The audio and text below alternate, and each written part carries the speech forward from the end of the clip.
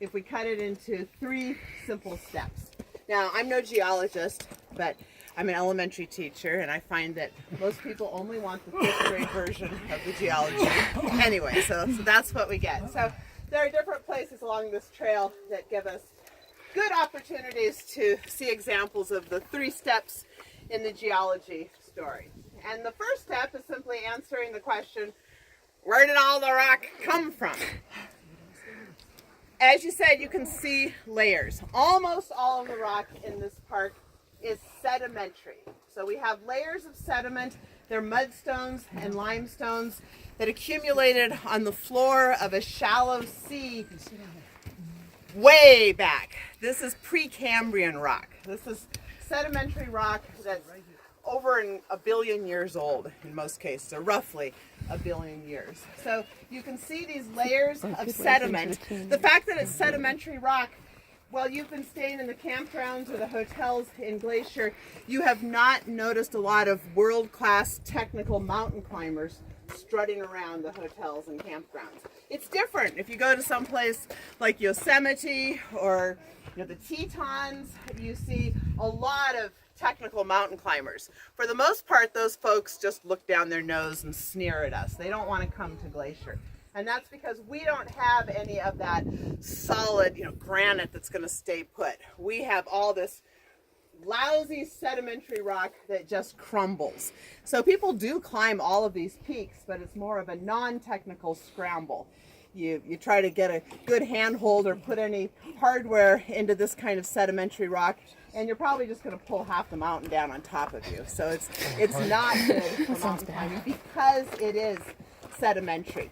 And as you look at the layers and as you look at the rocks, especially along the shores of the lakes, you notice the real distinctive colors. What colors have jumped out at you? Red. Yeah, red and green. I heard one coming from each side, and then the gray and that distinctive black line. So these sedimentary layers, the layer that we're in right now is green. So you see mostly green at your feet. This rock wall we're standing next to, believe it or not, it's all green rock. The orange and the yellow and the gray and the black are just lichens that are growing on the surface. But this is a very distinctive green rock. You also see little flecks of red rock at our feet. Those are rocks that have come tumbling from the formation up above us. The red and the green are probably the 2 most distinctive colors. Again, why don't you stay to the side so people can get by? Good morning. So the red and the green are almost the same rock. They're both argillite, which is a fairly hard mudstone, almost a metamorphic rock, but still considered sedimentary. The red and the green both have a small amount of iron in them. And the color is indicative of the fact that when the red layers were deposited as mud, there was more oxygen available in the environment. And so the iron oxidized, formed the mineral hematite, which gives the red color. The same rock in an oxygen-reducing environment had chlorite form, and that gives it the green color. And then the tops of the peaks tend to be mostly limestone or dolomite, so a gray-colored rock that kind of weathers to a tan. So you can see those. Now, there's a very distinctive exception to the rule. As you look at the head of the valley, I said most of the rock in the park is sedimentary. The one rock that you see that is not sedimentary is that very distinctive black horizontal band. That's a sill. It's an igneous sill. The rock is actually diorite, an igneous rock. And you have to imagine that the limestone surrounding that black line was still thousands of feet below the surface of the earth at a time when molten magma came from deep within the earth. You're welcome to come through. People will get you. So molten magma came up.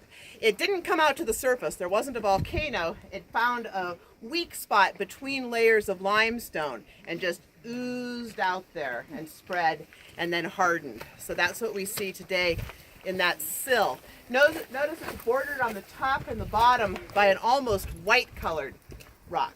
And that's where the heat and the pressure of that hot magma actually changed. It metamorphosed the limestone it came into contact with, changed it to a low-grade granite.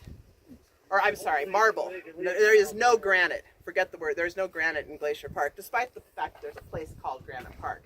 So that's an igneous sill, the diorite, and then the white is real low-grade marble, not anything Michelangelo would have been excited about. But when we get up to the glacier, you'll see some of the chunks of white, and you'll see the chunks of the distinctive black that have tumbled down. Now, I just told you we don't recommend technical mountain climbing here, but if you were to disregard that advice this afternoon, and if you're going to scale the head wall with your tape measure, what would be your guess as far as how thick, how tall that black sill or the black stripe is? How many feet tall do you think that is where you can see it? 20 feet? 25? 20 feet? 50? 50 feet? Probably 100 feet. So I say 100. 200? See, it's just not fair because we have nothing to gauge. We have no perspective. So I'll give you a way to have a little bit of perspective.